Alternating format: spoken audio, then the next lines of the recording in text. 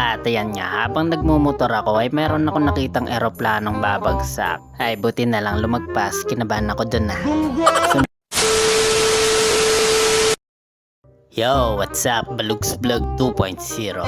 So ngayon guys, for today's video ay nandito kami sa RCS. Nandito pala kami syempre para mag-enjoy at magliwaliw. Sakto nga dahil may dumating na blessing sa amin galing sa kumpanya. Dahil nga sa ilang buwan na rin kami naka-force leave at hindi pa rin kami tinatawagan para pumasok. Buti na lang dahil in-advance na nila yung dividendo namin. Malaki rin pala yung tulong ng pag-utang-utang mo ng pera tsaka grocery. Pero salamat pa rin dahil binigay nyo na yung perang pondo namin. Kahit nabaon na kami sa utang. Hay. Pero okay lang yan. Basta mag-enjoy lang tayo sa mga problema natin. At ayan na nga, magkakarera muna kami ng bebe ko.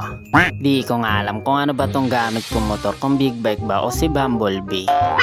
Ang hirap din pala magmaneho ng Ducati. At ayan nga, habang nagmumotor ako ay meron ako nakitang eroplanong babagsak. Ay buti na lang lumagpas, kinabahan ako dun ah. Sunod naman ay meron ako nakitang dinosaur. Di ko alam kung dinosaur ba yun o giraffe. Ay nako, nakakaumay. Ay basta, mag-enjoy muna tayo.